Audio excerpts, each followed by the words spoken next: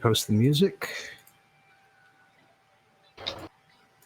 And say that where we last left off, the group has decided to head to a new continent, North Calagia. And unfortunately, Harvey was not able to provide you with too much detail this time, since, as it turns out, the metallic dragons basically lay claim to this land and walk among its people fairly consistently, at least consistently enough to catch an undead illithid trying to hide its true form. Even though they don't actually know what an illithid is, they know that it doesn't belong. Yeah, I mean, undead thing hiding its true form. Fair. Yeah. Well, it's not really in Harvey's nature to stick around and answer questions anyway. But, as such, you were going in mostly blind this time, but fortunately, as it turns out, trouble came to you. Mm-hmm. Well, Because as soon as you launched towards the north, you encountered a Draco Lich,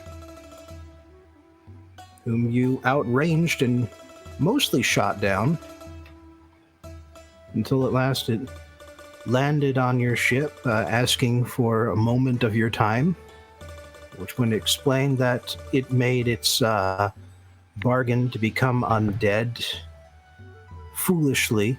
It regrets its actions. And, well, as such, it turned to the worm to end its constant anguished state, only for the worm to not deliver the oblivion that it promised, and instead use the Draco Lich's network of cultists in order to take over and cause chaos and havoc throughout the continent. So now it's turned to you guys to fix what it's done and to find the gem, a piece of solid yellow jade, and destroy it, ending its connection to this plane of existence, and possibly ending the cult's ability to gain and control followers. It wasn't really too clear about how connected that would be, but it was mostly focused on its own pain anyhow. Listen, if we just murder them all, then there won't be any more cultists. I feel like he explained why that wasn't really a viable solution. I know.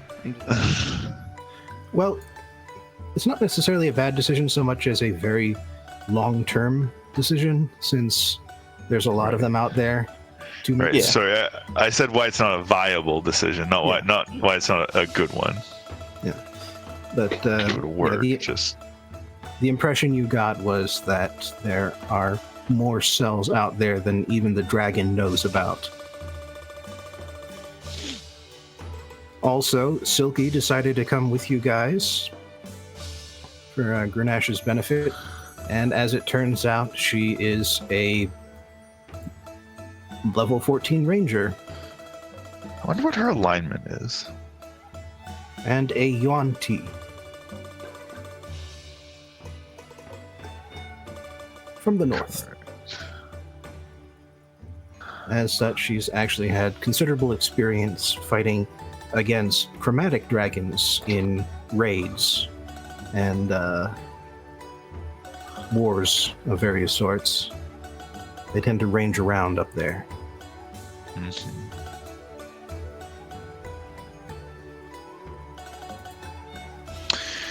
All right. So And I now, believe.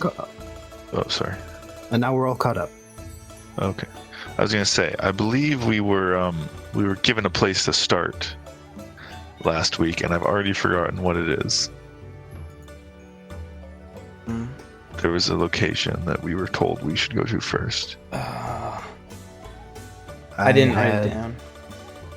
That's because I insinuated that there would be one, but I had not written up the details yet. Oh, okay. But I have now. Nice. Amazing what a week can do. Indeed. Yes. So, after stowing the dragon skull below decks and kicking off the rest into the ocean, Burial at sea. Mm-hmm. yes, with all ceremony that you could muster, Harvey turns to the rest of you guys and says, if we need a place to start, there's a city just up the coast here. It's a place called Fennog. And I will write that down because it is not phonetic. Oh, okay. Yeah, that is definitely not what I had written down. It's not phonetic. And I went there first, heard about a map maker in town. Sounded like he'd be the talkative sort, but I got made before I could actually speak to him. Okay. Well, sure. I guess we can start by talking to him then. Yeah. All right. And as we get close, you don't have to worry about stowing the ship or making an impression or anything. There's actually a considerable amount of flying ships that I noticed when I was exploring the continent. Oh, well, that's handy. Yeah. Then we're not the only game in town. Yeah, none of them look quite like this, of course, but they seem to have a fair amount of variety. We shouldn't stick out too badly. All right. Well, let's get to it then. I guess. I mean, unless there's anything else we need to do to prepare. I mean, I literally can't think of anything else. Is this like the same? This is a little after we fought Macaroni. Geez, his name is Macarena. Macaroons? I actually don't remember. Torpo was successful in causing me to forget the dragon's actual name. Macaroni constantly. Macaronazola, yeah, that's it. Yeah. I'm just gonna call him Big Mac. I mean, I just have him listed as Macaronazola, aka Mac. So. Okay, Right. so yeah, Mac.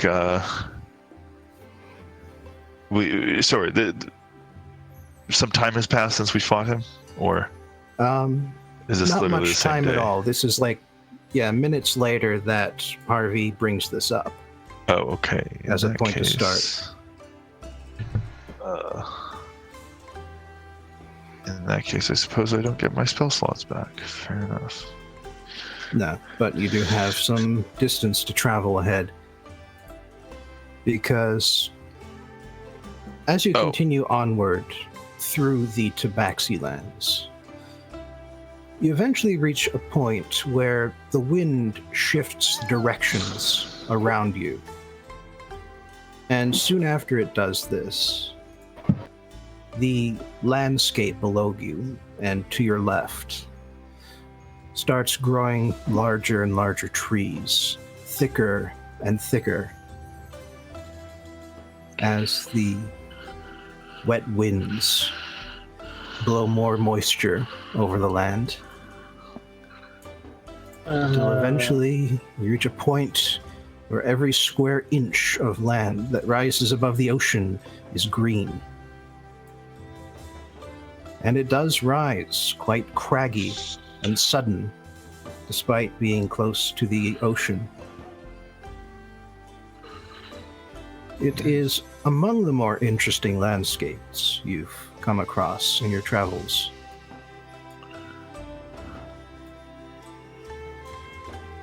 Is this like Cambodia or something? Perhaps. I'm actually curious where this picture is. All right. Well, that's cool. Riley's gonna enjoy the view. Yeah, same. All right. As time passes, you do in fact come across other flying ships that are navigating their way through the mountaintops. But it appears that they don't actually use magic in order to power its momentum, because there are vast sails stretching out above and to the sides of the vessels, catching as much wind as possible to provide the momentum they need to move forward. Okay, so the magic just keeps them in the air, and then they... Yes, unlike your own vessel, I see. Interesting. for which magic controls all three-dimensional movement. Interesting. And you notice actually that they've designed the sails rather cleverly, because they are set to catch the wind at different angles, and various triangular and square sails move around very carefully on what seem like moving mastheads, because while in the water you have the keel and the ocean to keep you on a straight line, when you're in the air you need to be a little more careful about how you gather the wind if you want to go a different direction. Yes. And for that matter, on certain days of your travel, you see more boats in the ocean than you do in the sky. The winds are just against travel on those days. Oh, okay. Huh. Hmm. Remember when we used to take boats on the ocean? I remember when we got Lame. kidnapped and were forced to be on a boat on the ocean. Yeah, that was Yeah, 3.5 years ago, guys. Yeah, and it was still fucked up. Yeah, I'm still bitter about it. How old are you guys now? I'm like 28, 29? Hold on. Didn't you start at like 28 or 29? No, I started... I forget what... I have it written down. Hold on. I'm 28. I started at like 26. Okay, 20, that doesn't yeah. work. It's been 3.5 years. I asked. So I Bob the other day. I must be 29 or 30 by now then. Yeah. I'm gonna put down 30, just to be on the safe side. Bobbin was kind enough to tell me the precise seasons, and since Aurelia was born in autumn in the southern hemisphere, Okay. I was able to figure out exactly how old she is. She just turned 23. Okay. Mm-hmm. This is important lore information, okay? Although I think, to be fair, like, probably doesn't look much older than when they first started this whole thing.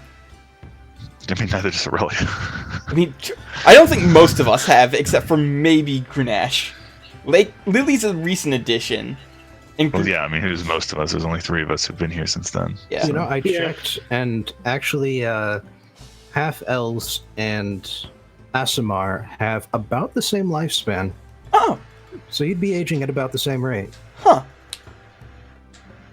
Yeah, It's but only that's really not me very that. fast. Yeah, so it's only really me that seems to give a damn. And I And think... I still think that half Eladrin would live longer than half elves. That's my argument. And I'm sticking to it. Eladrin are immortal only because where they live, not what they are. Okay. When time literally does not exist, it's easy not to age. I suppose. All right.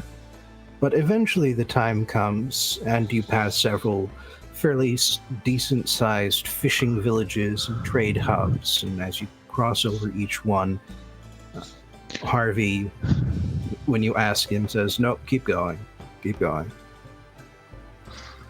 And then finally the day comes when you don't even have to ask. Oh, hot dang. Nice.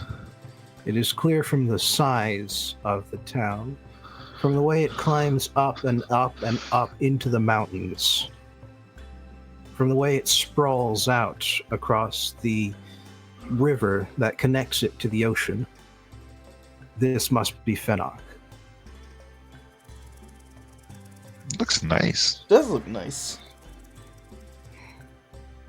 There are a few ships coming and going, and you notice that they all land on the mouth of the river, just outside by the ocean, before sailing inward.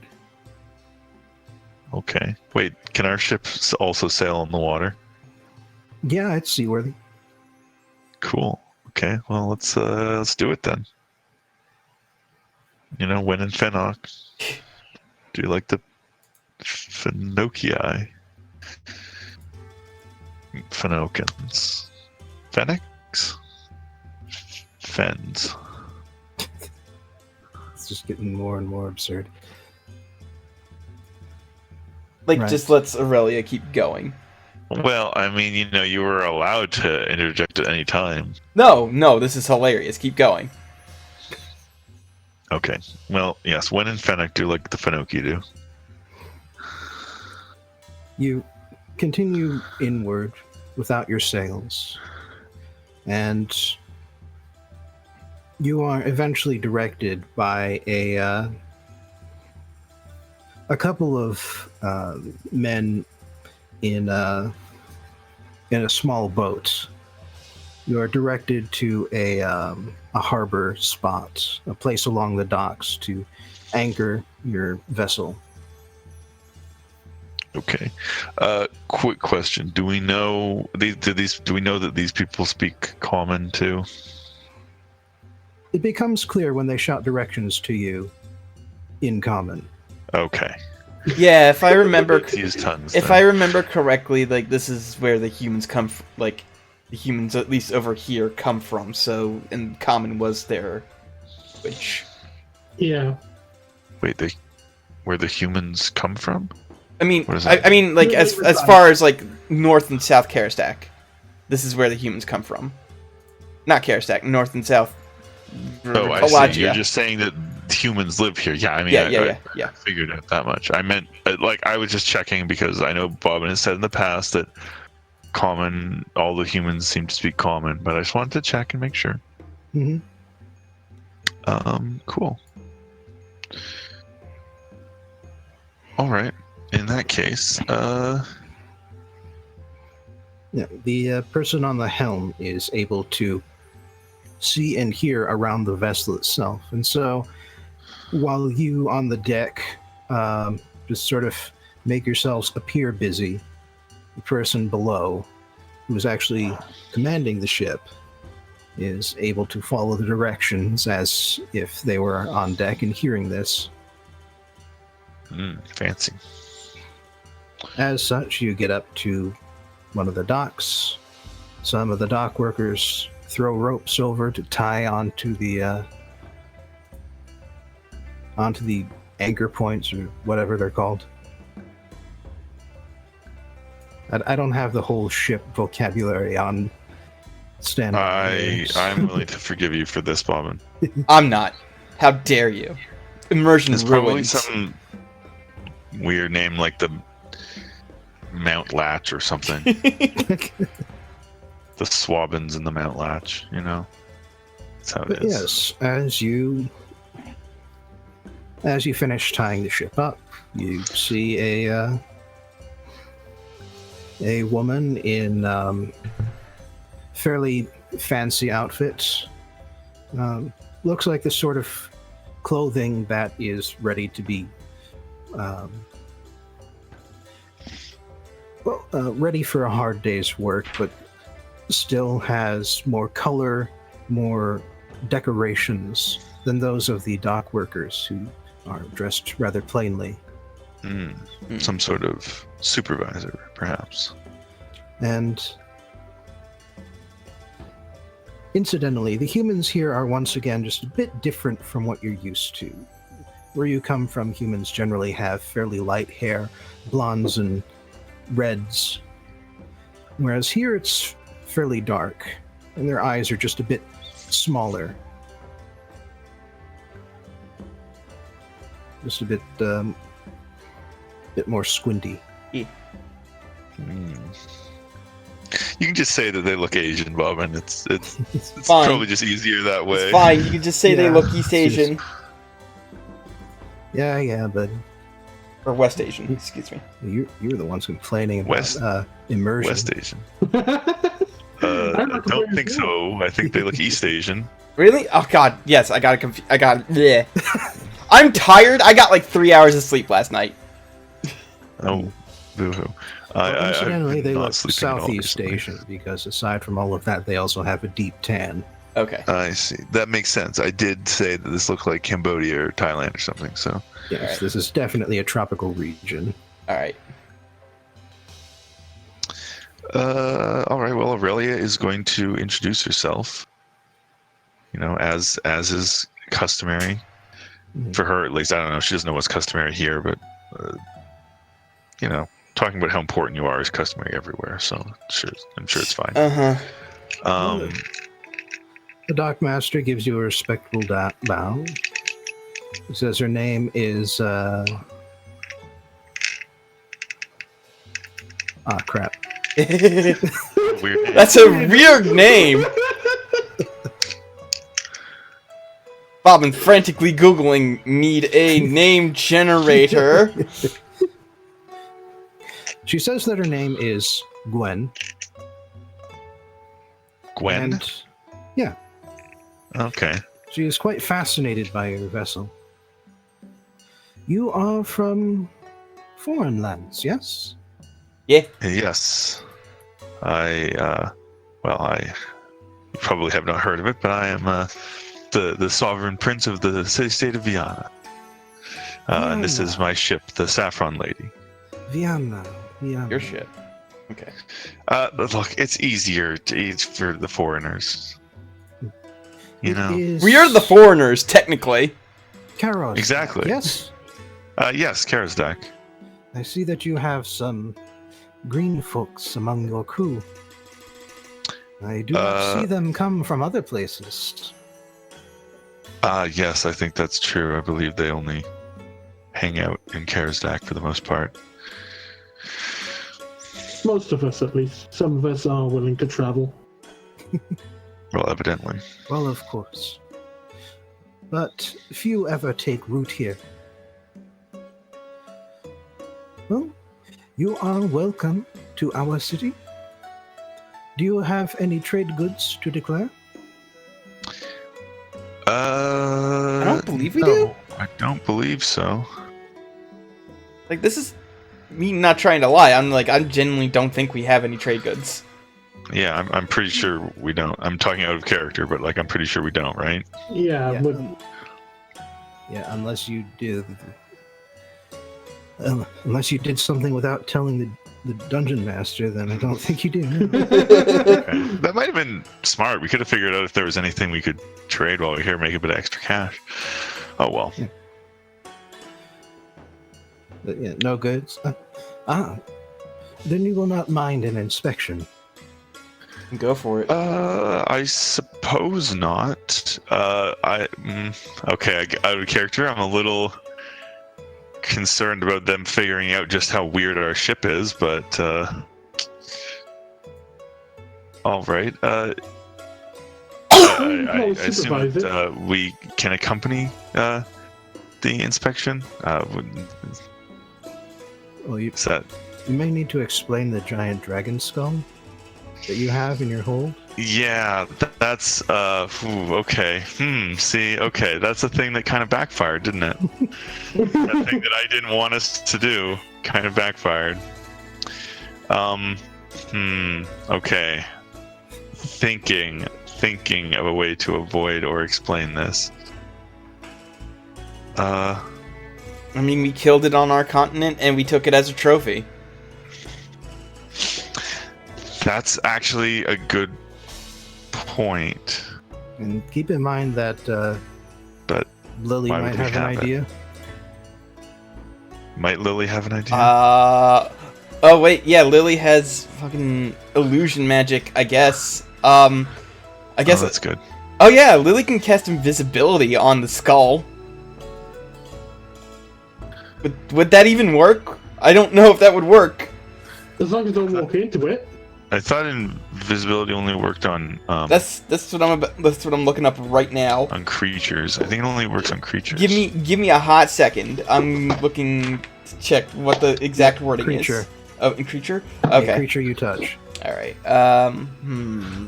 She does also have that portable hole. Oh yeah. Yeah. Oh, right. Yes. Okay, just Okay. stick that Yeah. in the portable Just hole. shove it in the portable hole. Who cares? Just shove it in her hole. Okay, well, Just shove the bad dragon in her hole. okay. Okay, that was unnecessary. Torpo would have appreciated it. Suddenly, Lake is hit by a lightning bolt, dies. No save. Damn, I'm gonna have to grow up a new character. Shit. Well, have Lilly roll stealth Okay. as she hears about the inspection and quickly ducks down below decks to temporarily Okay, dispose of the skull. I don't think there's any way for her to get advantage on this. So, well, that's actually a 25. No. Yep. Yeah, 25.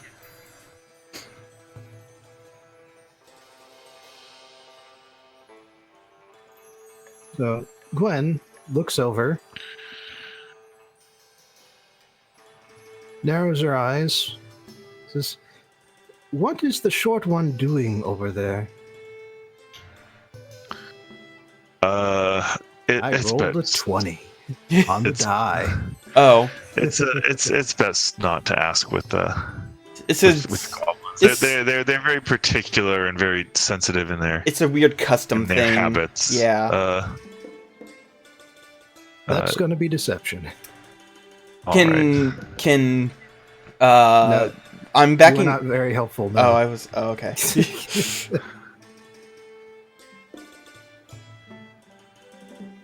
Ugh.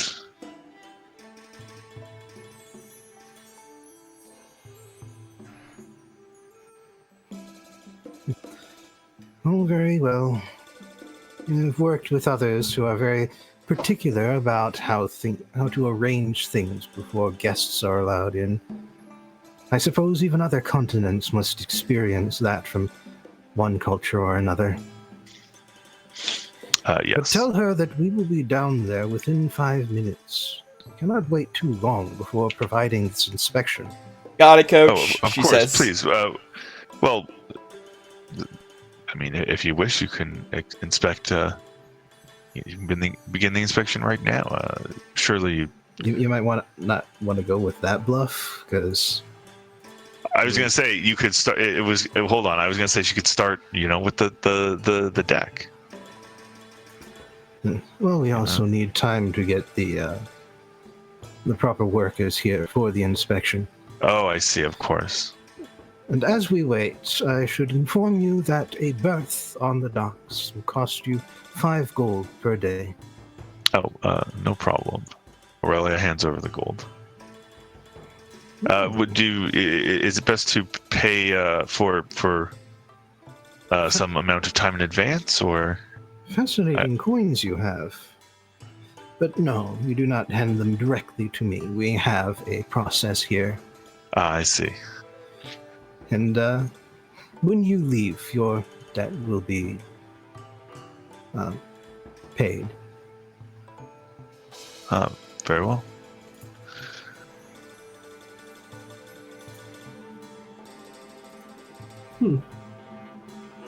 All right. Well, you've covered for Lilly, gotten the dragon skull out of your hold. And so the inspection proceeds without incident.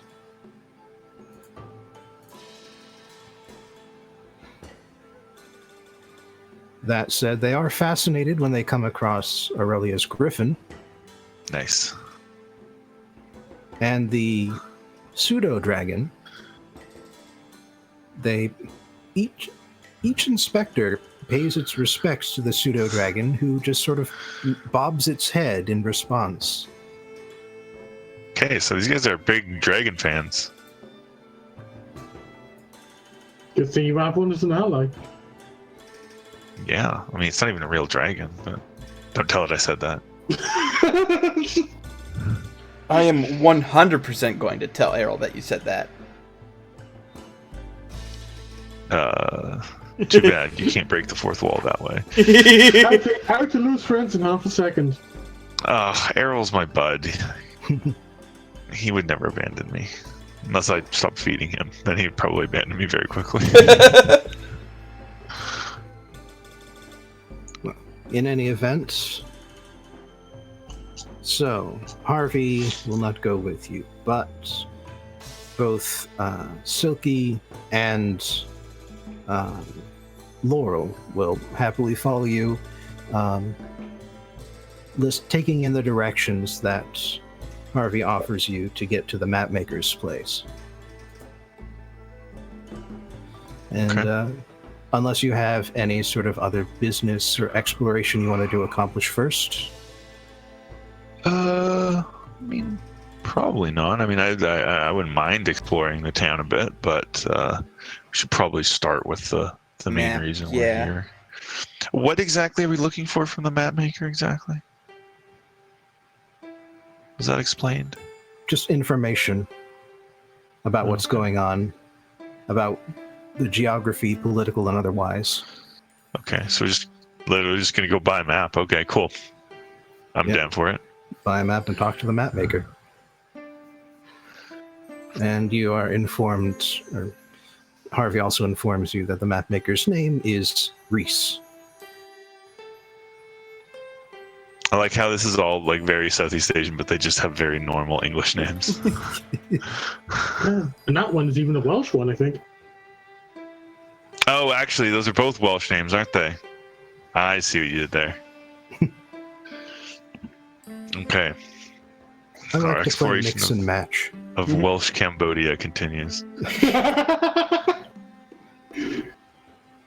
So wonder- I'm gonna feel right at home. I wonder how long it's going to take us to run into that town name that one Weatherman just rambled off. Yeah. I'm not even going to attempt to pronounce it. Neither am I. I know what one you're on about, and goddammit, I hate repeating it. It's like 27 letters long, and it's ridiculous. Oh, it's longer than that. Probably. Probably.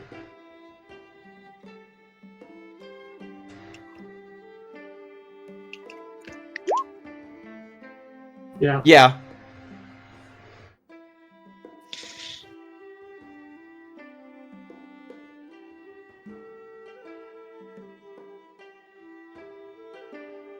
Did we lose Bobbin?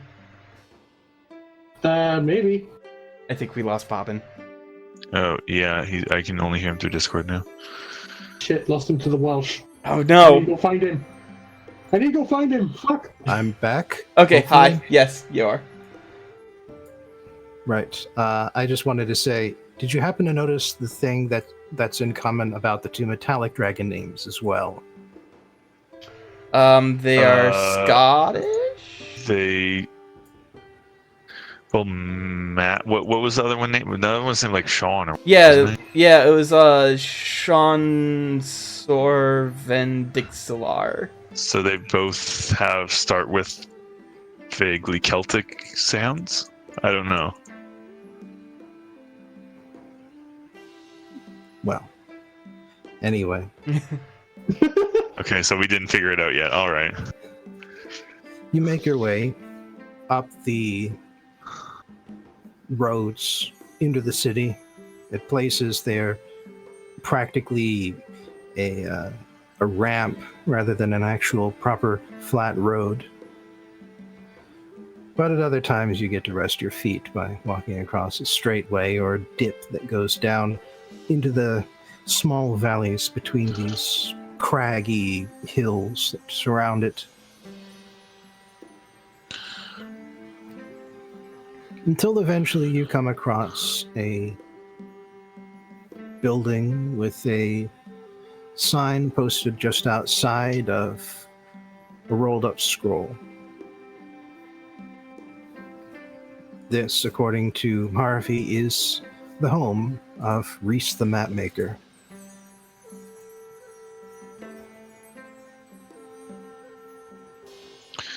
Okay. Well, let's go in Let's and buy a knock. map.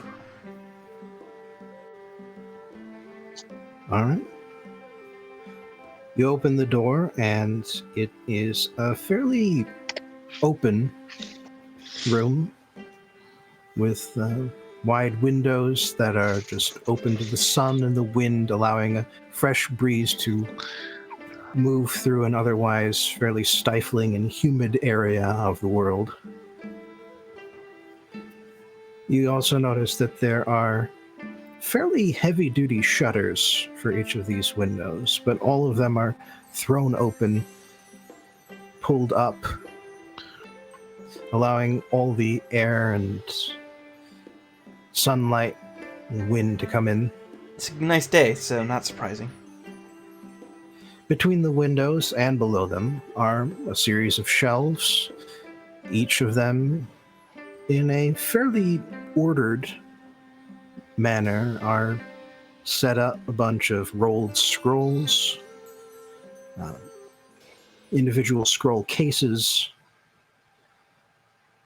and various designs, and set above the shelves and above the windows are maps just nailed straight onto the walls. Some of them you imagine must be regional because you don't really recognize the outlines. But there's at least one you see of the continent itself, and in a place of honor just behind the man, Reese, who is sitting behind his counter, is a large map of the whole world. Map me, map keep. The Greetings. Aurelia introduces herself again. the outlines of the continents are just a bit warped compared to the map that you're used to, but Does it look more or less accurate? well, it's hard to say. You haven't exactly mapped all of the coastlines of the world. But they are both squared. It's just they seem to be emphasizing different aspects of the shape of the world. After all, you are on a globe. I was about to check actually because I've been assuming that we were on a globe, but I wanted to. Yeah, I know. Oh, it's not a guarantee. It's a different map projection. Interesting. I don't think Aurelia would know that. If you've got cartographer's tools trained, but otherwise no. That would be me then. Oh, then yeah, you look at that and go, huh, interesting projection choice. Yeah. Huh. All right. That's how they do it here. Well, okay. Aurelia does the thing where she greets the guy and introduces herself. Kados Daquans. Yes. So good. Everyone seems to know that very quickly. I'm impressed. Well, with those, if I may say, green associates of yours, it is hard to assume otherwise. Yeah. I'm still Plus- somewhat impressed. Plus, from what I've seen around here, red hair isn't that common. So. Well, sure. I mean, I'm not surprised that they know that we're foreigners. I'm surprised that they know exactly where we're from. That's impressive because I don't think most people in Karazak would know where if like a cat person showed up, they would know where they were from. And, if I may say, you have come a long way to reach my humble shop. Did you come across the land? As far as I know, the few travelers who come from your continent travel across the ocean of Cancer to get here. Sorry, I missed a word in there. Did we come what? Across the land. as in from the west. Oh. No. No, we actually came from the south. Mhm. It's not a lie, technically. Ah, fascinating. You have business all across Kalagia, then?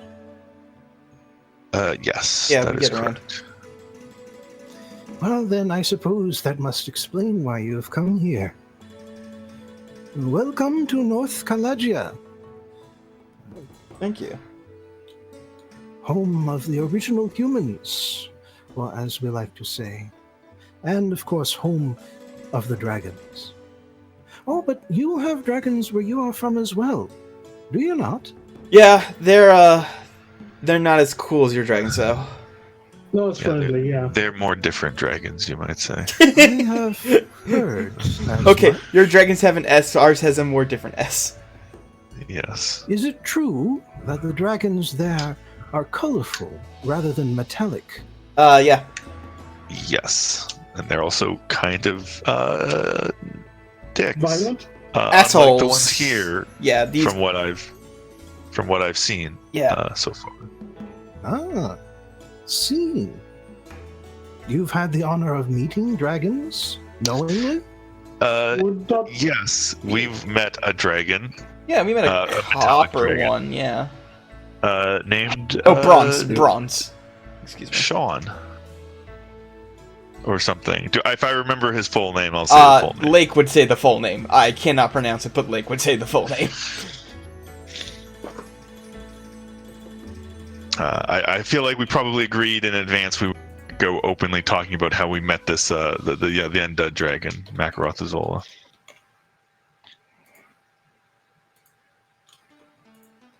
Right. Well, they have honored you with their direct presence then. But, well, perhaps it is because you are travelers from so far away. You must have all kinds of interesting stories they would want to hear. We do have some stories. That Yeah. much is certainly true. Well, as I recall hearing, the dragons, where you are from, are famous for destroying villages, taking wealth from others. Yes, I believe they call it burninating. God damn it! But yes, they do that. Well, In fact, we have slain one such a dragon. While he was, committing evil acts. To be clear, we have no grudge against dragons. Marlia desperately tries not to look at SIlke.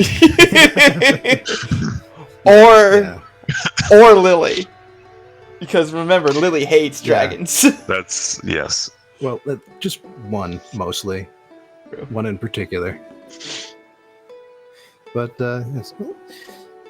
Well, then, the dragons that we have here are, well, if you could say that they hoard something, then what they hoard is stories, knowledge, information.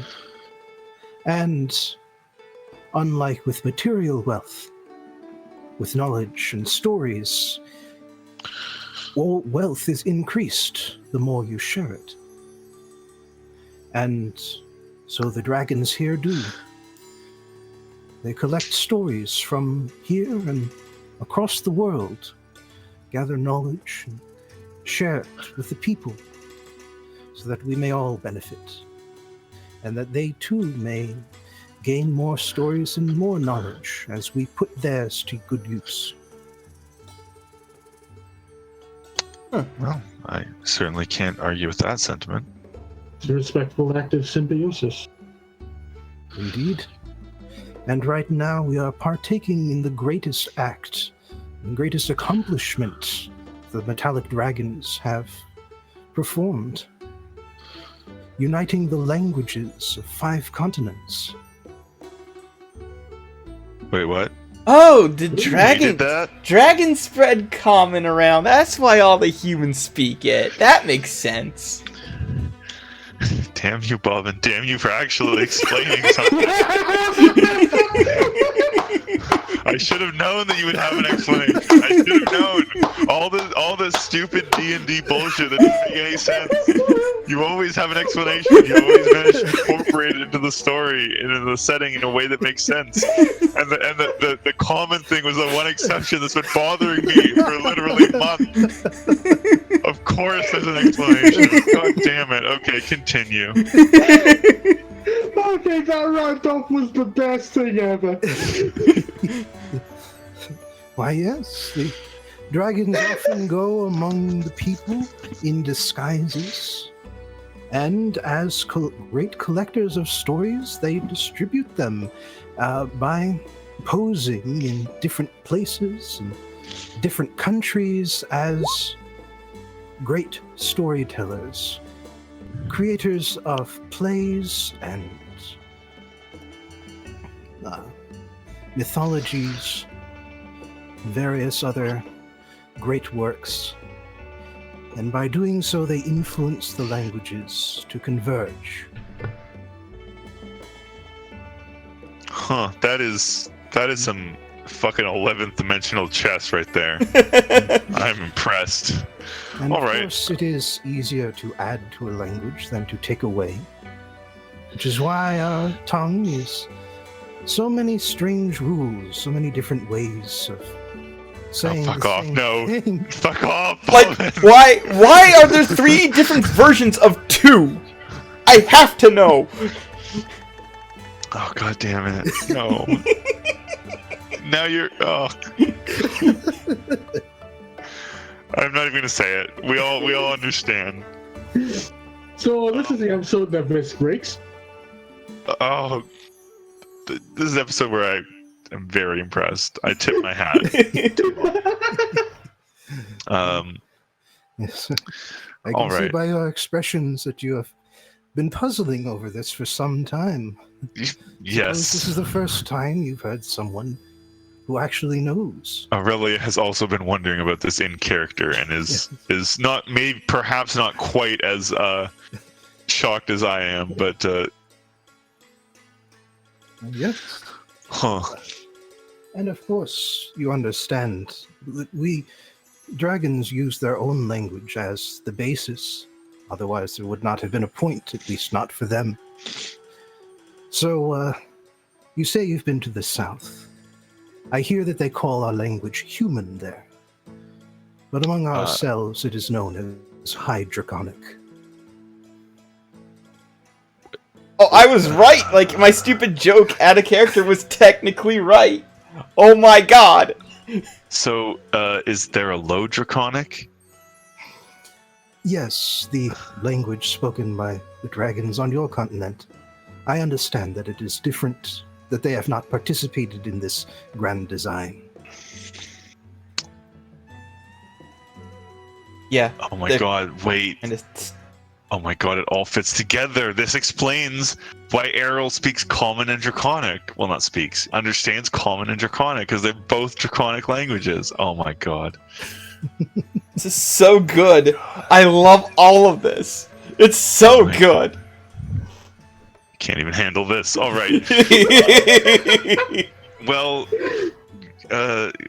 my dear map maker, who's I'm sorry, did he tell us his name? Yeah. Reese. Reese. We already knew his name. He didn't need to tell us. Does he have a surname? Do people have That's the only name you were surnames? given. Mr. Reese, I'm sorry. We are still new here. Do your people have surnames? Oh, of course. They are the names of our clans. Oh, Yes. okay. They are the heart of our identities here. What is the proper way to address someone politely? Well, if you wish to use their full name, the clan name comes first, and then their given name. Okay. I see. And it's good for you to ask that. not many foreigners are aware of our traditions on this matter. Yes, well, I suppose when you travel enough, you start to recognize that it's better to ask about these things rather than risk offending someone. Hmm. In any case, Yeah, we do things backwards back home. As you guessed, we are looking for information, including maps, to help us navigate this continent. Ah, that indeed is a way that I can help you. And he stands up from his stool and walks straight over to one of the shelves, pulls out a scroll without checking it, walks back to the table, pops it open, pulls out the long parchment and rolls it out in front of you, and you have a map of North Kalagia in front of you. And you see that it is colored with 5 separate colors for 5 regions. And if you'll bring up the world map, I can describe this for you. Okie dokie. Well, from about the indentation on the left side of the continent, and then just sort of diagonally down right, that's one region. And second region follows about 2/3 of the way up from that line, and just sort of straight up until it curves and reaches that bay near the north end of the continent. That's a fairly large region, and that's its own color. And then just west of that section is the third color, and then the northernmost tip is a fourth color, and then finally the archipelago that I used a dotted line to represent on the map, that is the 5th color. In the Ocean of Ursa? Yes. Okay. I see. Sorry, when you said the northernmost tip, do you mean the part that is actually like separate? That it looks like it has a border already. Not that bit, but just sort of from the northeast bay, cutting straight west. Okay. I see. Okay, I'm not sure I fully understood all of that, but it's fine. Yeah. What is the bit that seems like it has a border? What does that represent exactly? Oh, The that thing at the area, tip. it's quite interesting. It only returned a few decades ago. Returned? Yes, it was missing for some time, apparently. But Seems rather careless to lose a piece of a continent. well, a group of adventurers managed to restore it. A missing part of our world. Quite the interesting story, but unfortunately I cannot recollect the details currently. Hmm. Bobbin, are you making a reference to a previous campaign that you played in this world? Yes, I am. Awesome! I kind of suspected that as well. That's I interesting. can respect that.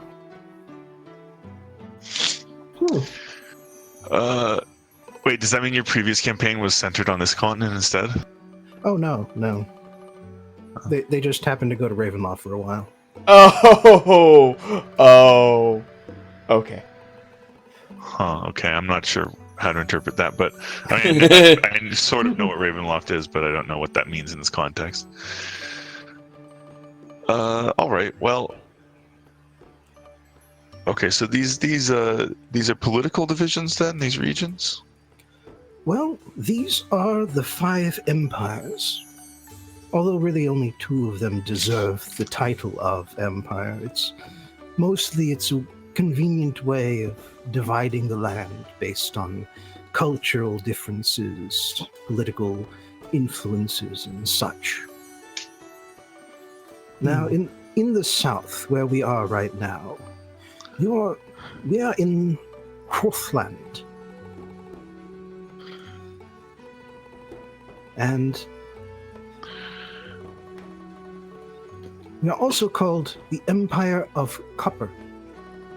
and we are associated with the element of wood.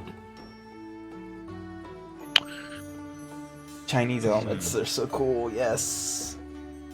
Well, I certainly have a lot of it around here. I have noticed that coming in. Yes, Yeah. of course. Well, in our case, a single dynasty has ruled our great empire of Horthland for centuries. And not all of it is under their direct control. There are tributaries here, here, and here. He points at various areas towards the northern end and towards the southwest as well. Forgive my ignorance, but when you say a single dynasty, do you mean a human dynasty? Oh. Well, mostly. There was a great dragon who they are descendants of. A dragon who coupled with a human once upon a time. It is said that the strength of dragon blood still runs in their veins, and so they are able to cast magic and use chi without relying on any outside influence. Really now? Huh. I mean, I can do that. No, you use magic. I mean, Yeah. you use songs and stuff. Like, you Yeah. sing magic. These guys sounds like they're wizards, but they don't need stupid books. So sorcerers?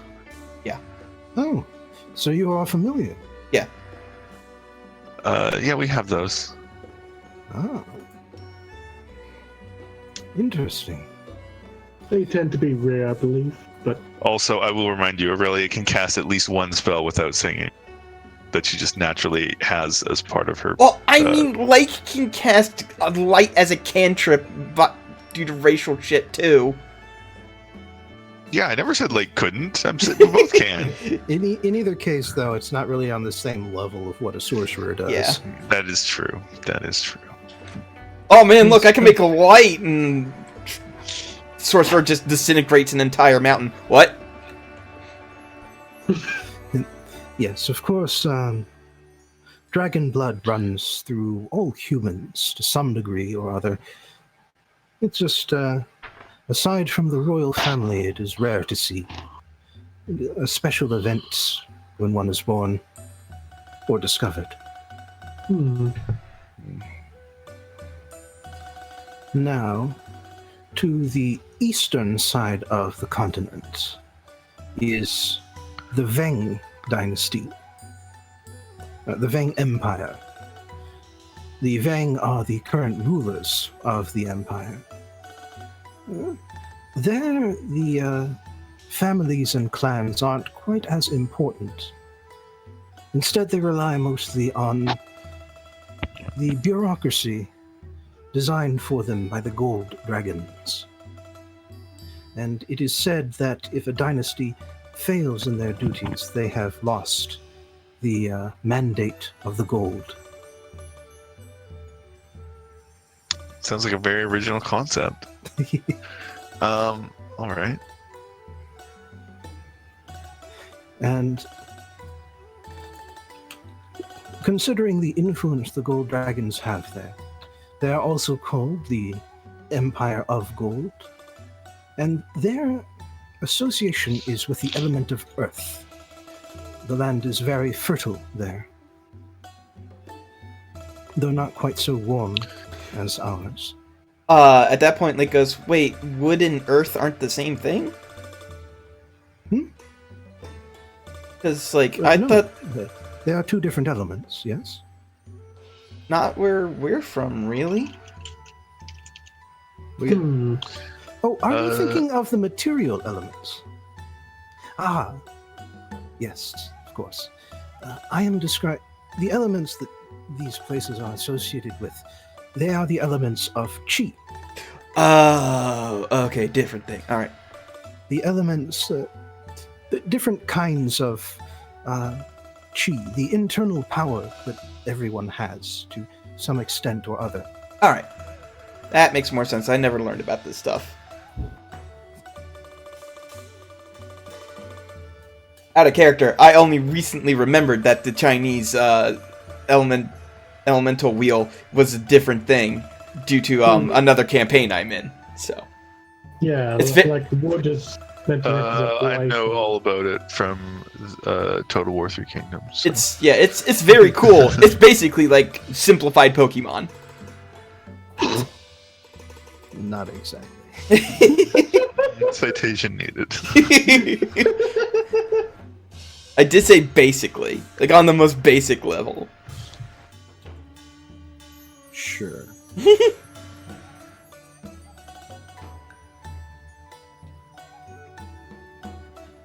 Well, so of course the Empire, as with here's, does not cover this entire area. Over here and over here, he points to different areas of the map. These are tributaries that are protected by the Empire, but are not technically a part of it. But now over here on the west side of the continent, these are called the Wilderlands, the Western Empire, the Empire of Brass, associated with the element of fire because it is, for the most part, a desert. Now here there are no real empires or kingdoms of any sort, just roving bands of nomads, where any that manage to gather any amount of power behind themselves will just declare themselves the Khagan, Khan of Khans, and say they rule over the rest, although that's always up for debate. Yeah, it sounds like a place back home. Okay. So we've got the Mongols. And the northern area here, well, this is ruled by a single place, the Tolgrit. That's this city here points to a small dot right at the edge of the colored borders. Now, Tolgrit claims domain over the Northern Empire, the Empire of Silver, but really there's not much to lay claim to. Even including the return portion here, there's really only 2 or 3 cities worth thinking about. The rest is just mountains and plateau and Arctic wastelands. I have been there once, and have no real desire to return. Sounds also like a bunch of places back home. Well, in terms of no desire to return, yeah. I mean, Yeah. no car for starters. Listen, I'm making no car worthy of coming back to. Just You're give it a making minute. great again. No, I was specifically avoiding that particular terminology. Thank you. You opened yourself up to it. I though. did open myself up to it, but I was trying to avoid it. Now, of course, the reason I went up there in the first place was to throw my hat in the ring and try to find Sharagrava, legendary lost city, a verdant valley hidden among the Arctic wastes. I didn't find it, of course, but the rumors persist. I guess that's not that return bit then. No. Okay. What do you get for finding it? Is there a prize? Hmm. Well, Besides I suppose knowledge. I know knowledge is its own reward, but other than that. Well, it may depend on which dragon you tell about it you tell it to first. They have been known to be generous for finding information that has been lost to them. So the dragons don't even know about it. No? They would have told us if they did. That's Oh, right. They good. like sharing information. That's fair. Yeah. Yes. And if it were easily visible from the sky, they most certainly would have found it by now. That's exactly what I was thinking, which means it's probably somewhere underneath the earth somewhere there. All right. So I'm going to say there's like 2 to 1 odds that at some point we will go up there and have the chance to Stumble try on and it. find it. Just trip face first into this lost city. Oops! And okay, wait, let me guess. The last one, you know, they have honorable samurai and ninjas, and you know, are ruled over by an emperor who claims descent from the sun. What?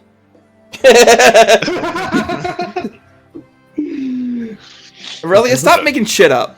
That was a joke. That was a joke. Yeah, I know. Out of I know. character. But Really would not know what those things are. yeah. But before I forget, the Northern Empire is also associated with the element of metal. Sounds pretty metal. And last, but perhaps not least, is Neja, the Island Empire. The Island Empire is, well, it is also an empire in name only. In this case, the great elemental genies, it is said, have visited the place. And after using it as a playground, or however else the story goes, I have sadly not been there myself. But it is said that the Emperor descends from the genies and many of the important clans as well. They are the Ganassi clans. Oh, And- I remember those. Okay. At the moment, they are battling each other for supremacy. They all supposedly bow to the Emperor, but in practice this means nothing. A sort of Sengoku, if you will. And they are the Empire of Bronze, as bronze is associated with water, as is their element. And when you mentioned islands, I figured it'd be water. It follows the theme. Rather lends itself quite well. Yeah. Hey, Bobbin, quick question. What if any of us just happened to want to play a Ganassi when we started rolling our characters up? Would you have just flat out refused that? No. No, I If mean, you'd wanted to play Julia it to played. If you'd sorry. wanted to play it Tabaxi or Grey Elf or Genasi, they would have had to have come across from a different continent, but that's Right, possible. Remember how there was one when we I mean, started? There was a gray yes, elf who came To be fair, yes, but also I was just wondering if it's just such an out there character, well, saying as an SMR.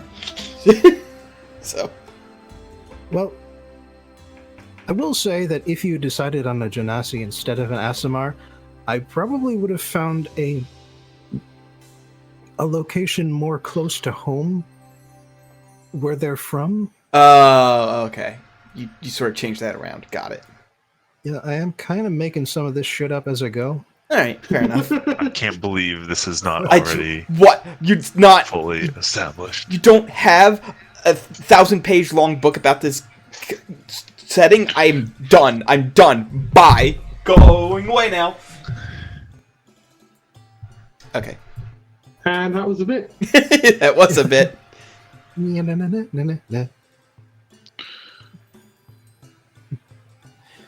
And of course, for the fine work of this map, and for the travels that I have undergone in order to write it, I must ask for 50 gold. Seems fair. Yeah. I mean, especially considering how much additional information you gave us. Yeah. Yeah, more than worth it, absolutely. Well, the effort of the map comes with a cost, but stories and information are freely given. Hmm. Although, speaking of which, there is one extra bit of advice I should perhaps give you. Now is not a good time for travel. There has been unrest and unease in various parts of the continent of late. Oh, It has made it a dangerous place, unfortunately. Sounds like a pretty good time to travel for me. Yeah, like, I mean, Well- what places should we avoid? I ask, completely not intending to avoid them, because that's what our entire purpose of being here is. Well, here in Hrothland, Empress Draco Ka has been recently attacking our tributaries one by one in what she says are preemptive strikes. She has been claiming that the kingdoms that pay us tribute have been planning assassinations, assaults, raids. Although the first few it seemed quite appropriate, but now it's getting a bit suspicious, and I dishonor myself by even saying as much.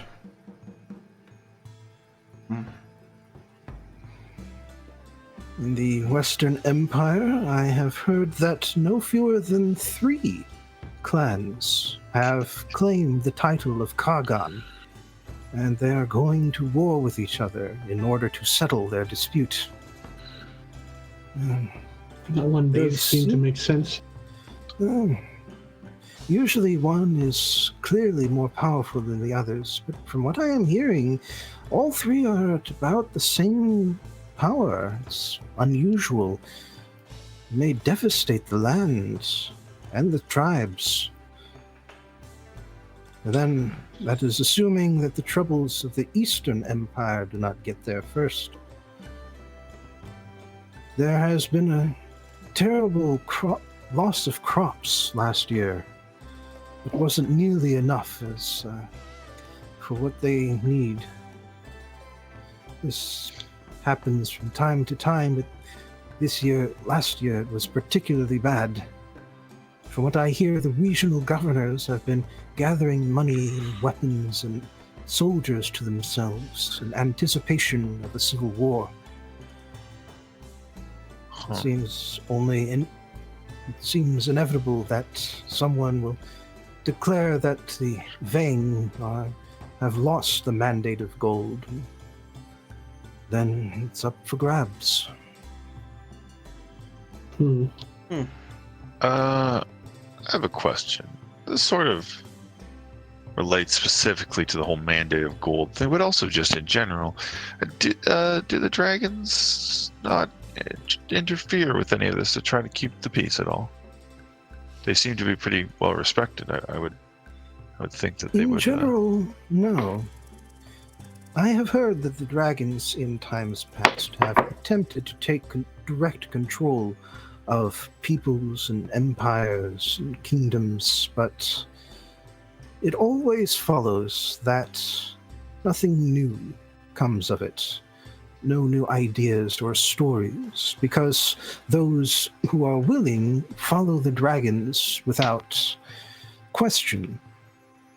And those who are unwilling are crushed by those who are. It is not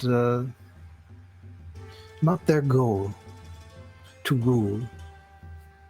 And so while the gold have provided the great empire of Vang with a system they can use to rule the great lands that they control, they avoid stepping in directly. As doing so would silence the many stories that would be told, I suppose. By that logic, it makes sense.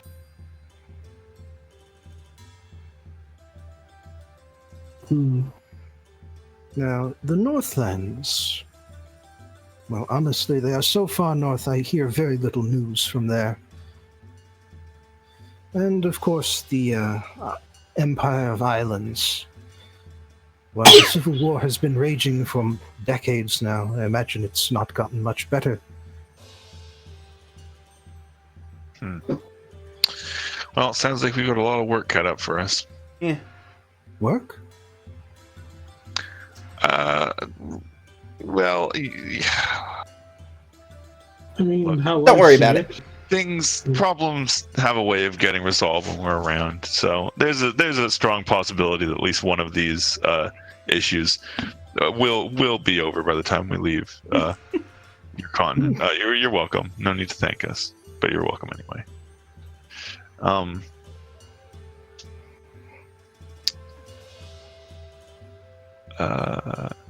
Yes, well, all right. Thank you very much for the map. Yeah. Aurelia will pay for it because she wants to keep it afterwards. Unless anyone else objects. Go for it. If I could get a second copy, I'd pay for a second copy. All right. If you have the gold to spend, I don't mind selling too. Does he have any other cool maps? Oh, he's got plenty. He's got more detailed maps of each of the regions How and much nations, and nautical maps that show both the wind and the ocean currents on them. Yes, I want those. All of those. The things you just said. How much for all of that? Is there a bulk discount? Well, for a bulk discount, that's a persuasion roll. All right, that seems reasonable. Oh no, Aurelia persuasion! It's not like Aurelia's it's good at that suddenly- or anything. Is suddenly discovering a newfound love of maps. She's gonna program the world's first map game with magical runes. It's not even that great, but Well, it's enough to get you maps at 40 each instead of 50. okay. So 40 times 5, and how many nautical maps were there? Was it just one nautical map? Oh, the nautical maps are actually extremely close in and detailed. They're like per coastline, per segment of coastline. These are the kinds of things that ship captains need in order to avoid hitting rocks. But that doesn't. Oh, but what about, I thght you said they were like wind maps too, or something. Yes, That's a thing. they are also very. The maps are very zoomed in, but they also have lines representing wind. Okay, I see. Well, that's actually probably not that useful to us. Yeah. Yeah, Right, like right. our ship doesn't need to So, use wind, so That's reasonable. That's But yeah, it's just and 200. since you're all right. since you're buying all of these yourself, he'll toss in the first one at 40 as well. Oh, sweet. So yeah, 40 times 6.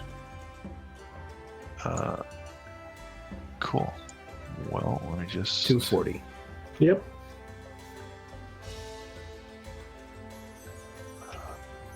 track 24 platinum from your total. And that is the grand total, of course. Yes. Okay, I have subtracted the money. Oh, I was subtracting my own character sheet for what it's worth. I don't think this one, the one in here, is up to date in money. It is definitely not at all. Oh my god, it's not even close. I have 80 platinum on this one. I have 1800 platinum on my normal one. Yeah, Yeah, keep that's telling you fine. guys to get back in here. Oh, yeah. Have you updated your alignment, by the way? I think I did, yeah. What, your alignment changed? Yes. It's, ruling a nation has pushed Aurelia towards lawful. Ah. Yes. Aurelia is now lawful good. Boring.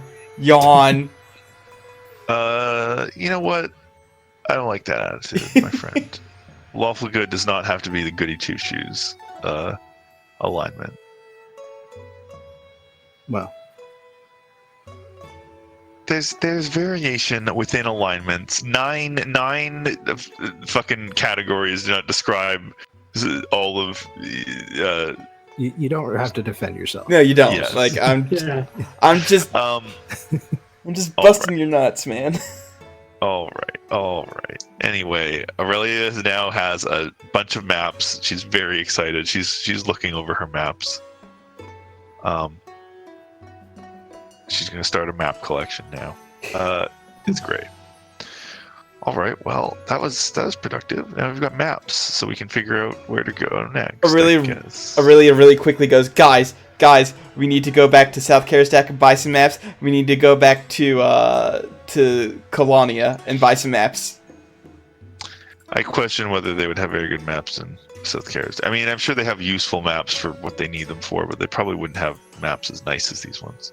Well, that's why you can ask me to do them for you. It'll take time, obviously, but... I feel like Grenache would produce very functional maps. But yeah. Grenache does not strike me as someone with the soul of an artist, but... I mean, it's a map. If you want to paint Well, anything yeah, else, then that's There we proving my go. point. There we go. Prove your point. Yes, this is a fully illuminated and illustrated map. Like, Yeah. complete with images of dragons on top of the colored Yes. sections. I was just about to ask if there were dragons drawn on there. Yes. Yes. Here, in fact, be dragons. Mm-hmm.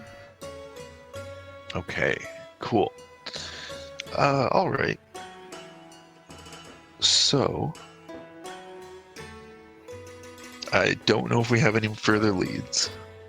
No, but we got a ton of useful information, and also a ton of good leads that we have.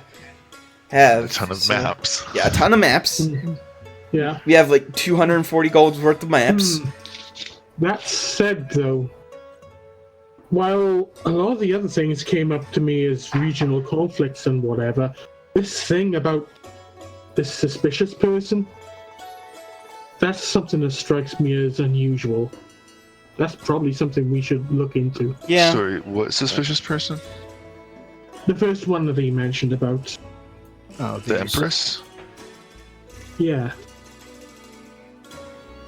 That doesn't seem like a very normal thing. Yeah, preemptive strikes. Well, Yeah. if you ask me, it sounds like maybe the cult has been responsible for all of these situations. It does seem entirely possible. Yeah. At the very least, we might assume that is the case if the cult is at least as successful as Max seems to believe it was. So, I am thinking.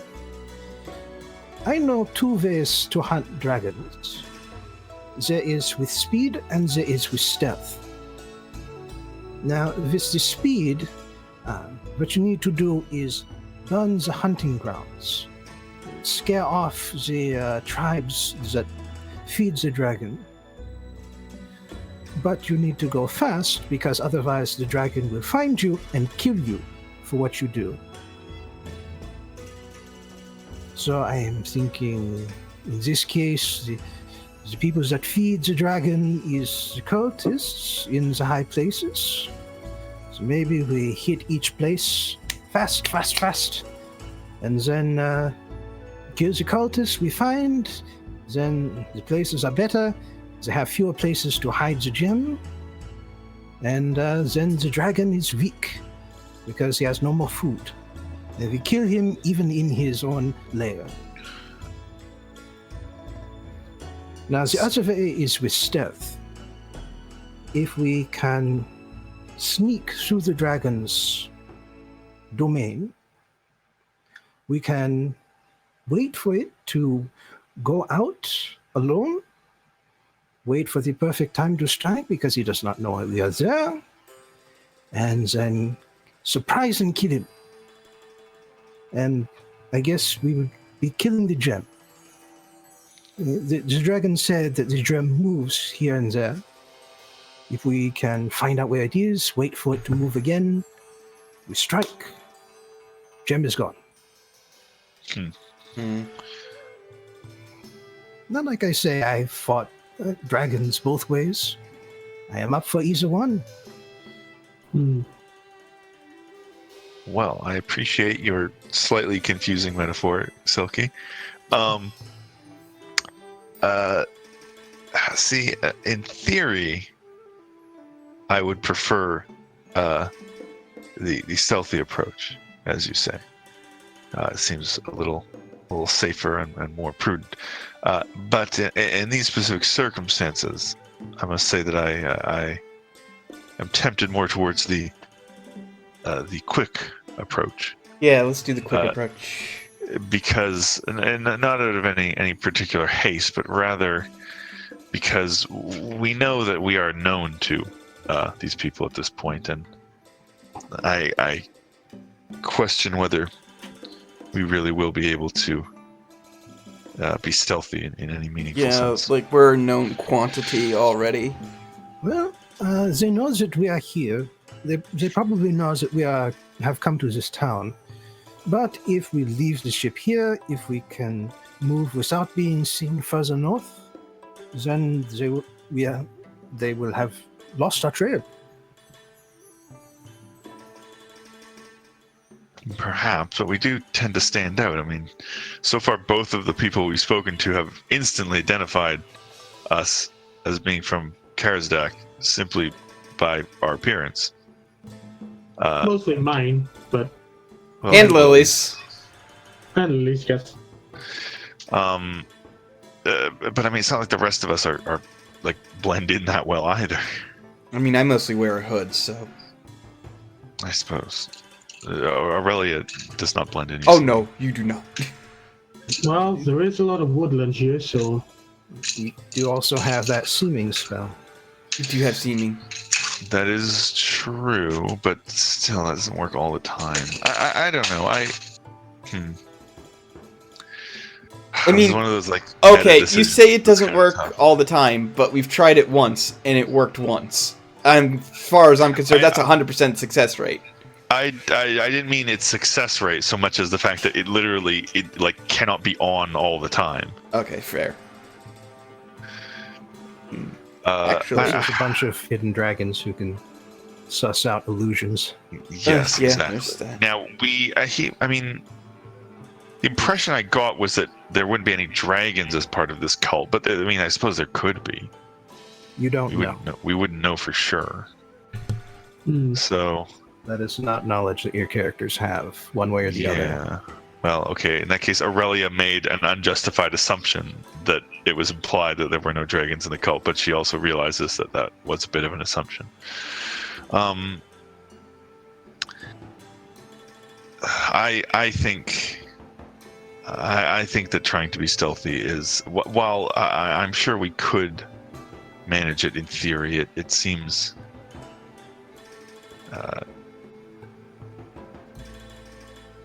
unlikely to be the best course of action. If you think that we can make up for a lack of stealth with speed and with force, then I would. I think I would prefer that. Yeah, I don't know. I'm looking more towards the speedy option myself. I could certainly go either way, but speed would play to my I always strengths. feel uncertain about decisions like this because we don't really know what we're in for picking either way, so we can't really make a fully informed choice. Well, we just have to make a choice with what knowledge we have and hope Yeah. for the best from there.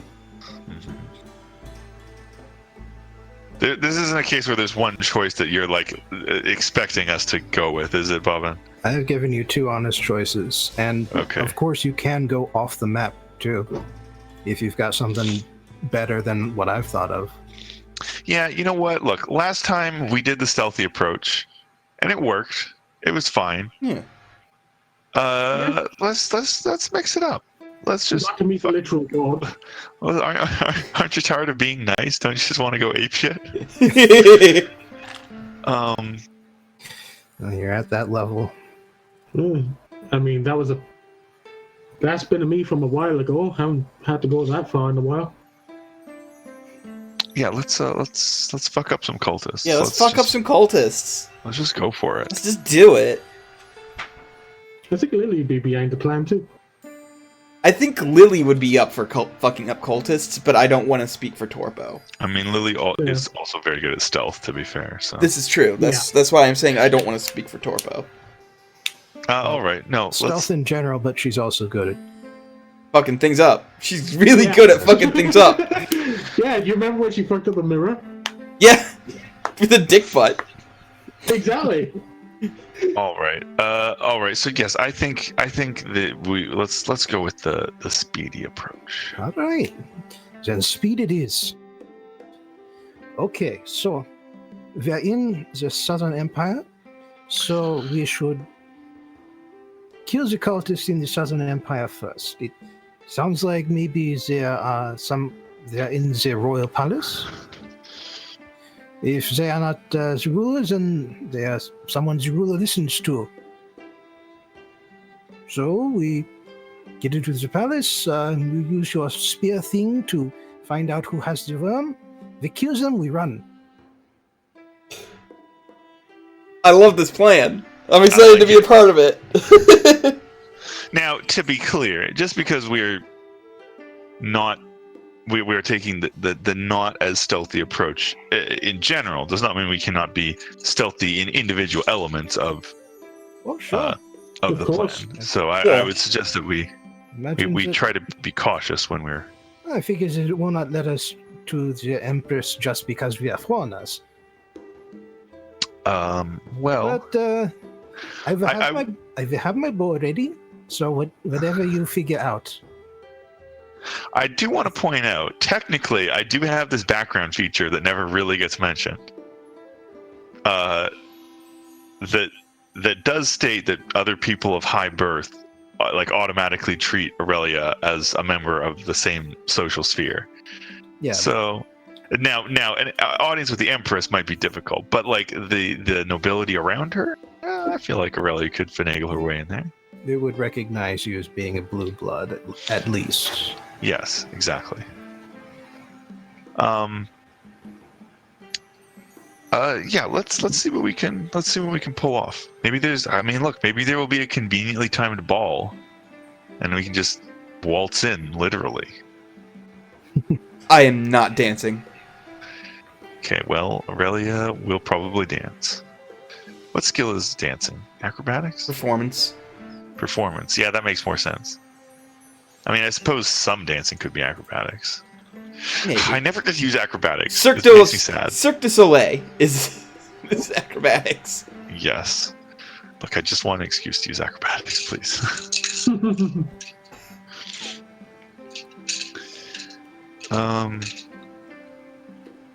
All right.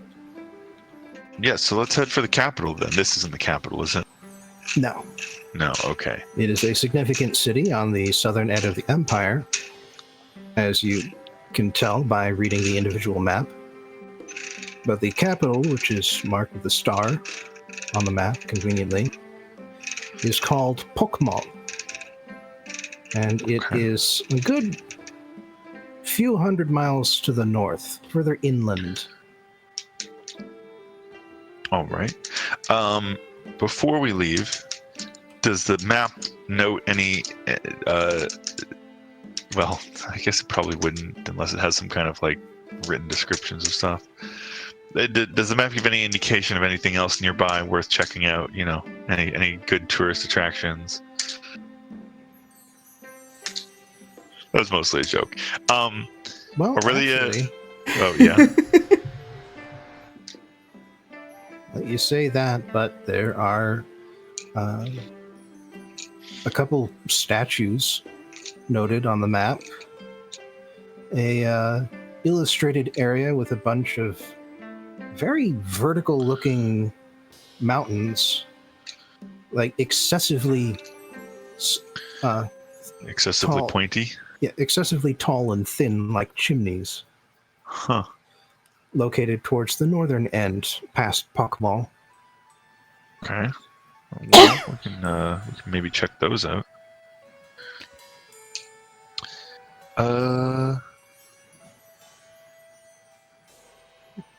And then... Oh, yeah. I really wants to try the food here, see what it's like. Oh yeah, food. All right. Well, there are a few street vendors Food. scattered here and there. Where you are right now, there's a fairly decent mix of quality. Some of the stuff appears to be meant for the wealthy passersby, while others are for the regular workers.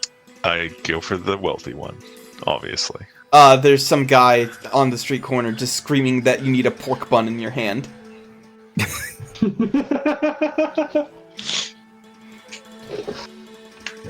Well, maybe not in Thailand, but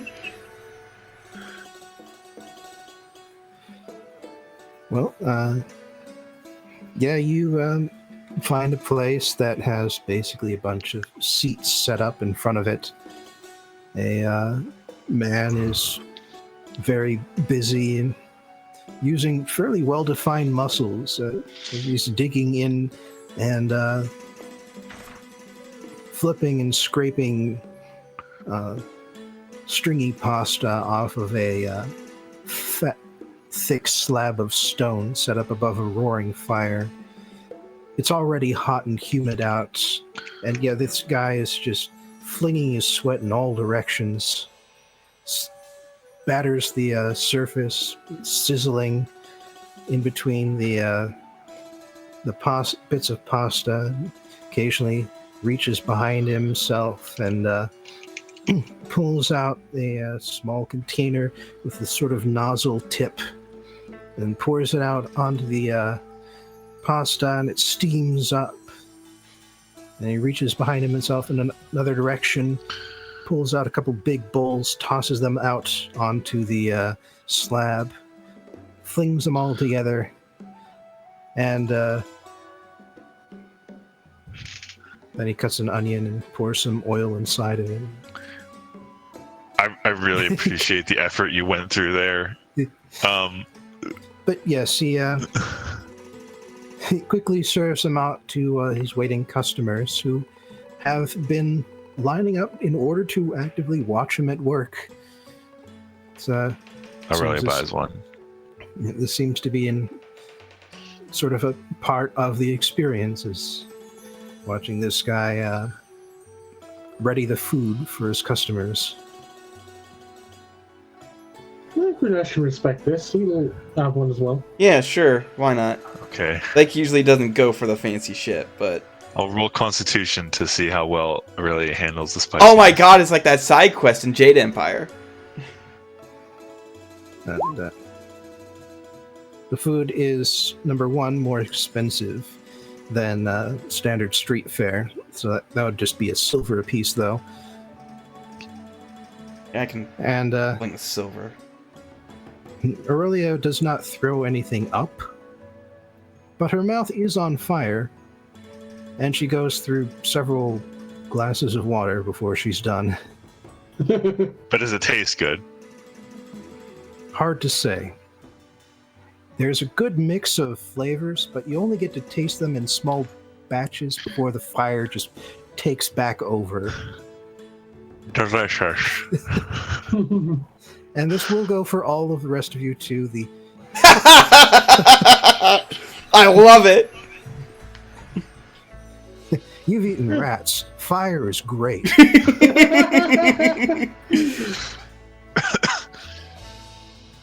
Meanwhile, I'm reliving memories of the tree food. Grenache, something like one of the vegetables, maybe, or maybe it's that nut they mixed in with it, just does not agree with your stomach at all. Oh, wait, hang on.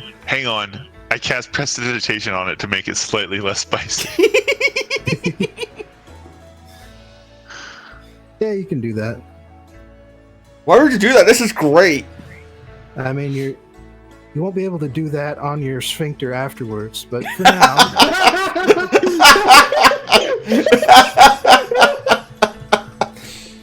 No, that's when you need to get Grenache start cast healing spells.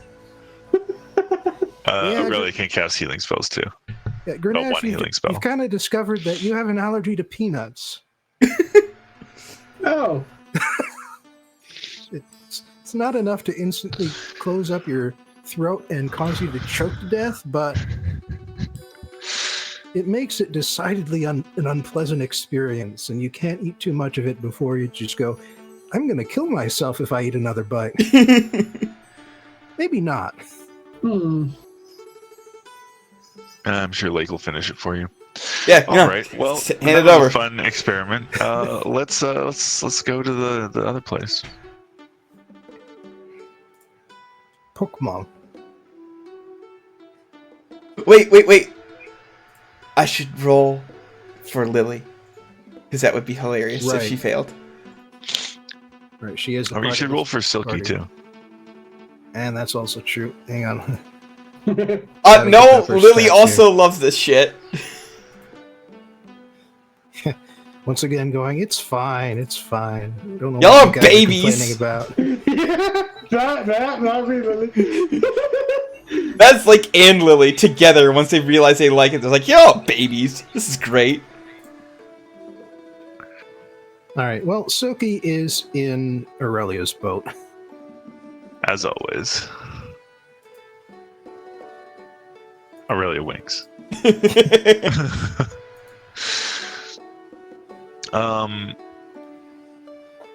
Okay. You do that thing where you eat from each other's plates, even though you've got the same food. Ah, well, yeah. Okay. So I guess we just go back to the ship then, because we're doing the speedy approach. Yeah. No use hiding our tracks. All right. Well, you do need to take some time in order to get some fresh supplies, give the crew and yourselves a break on dry land. That's fair. Mm-hmm. But with speed in mind, you are able to keep this down to a minimum of time, about 3 days. So you can mark 15 gold off of your sheet when you pay at the harbor master Each or just one of us? for the berth. I'll pay that. Right. It's fine. Okay. Thank you. I did buy all the maps, so. Yeah, that's mostly why I'm doing it. You bought all the maps, literally all the maps. So I'll pitch in 15 gold. And I bought one spare as a big map.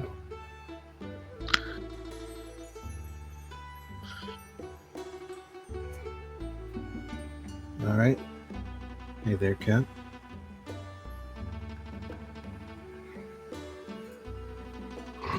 So after 3 days pass, you head back up into the skies.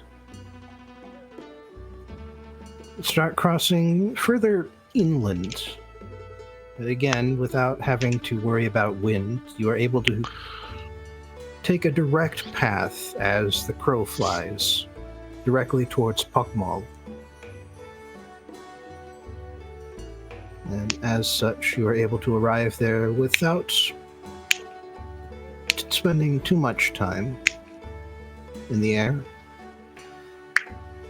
Say a few hundred miles. That would, in your vessel, that would take about 2 weeks, 2.5. Okay. And what you find there is going to be the subject of next week's session. Figured that was coming soon. Yeah. Fair enough.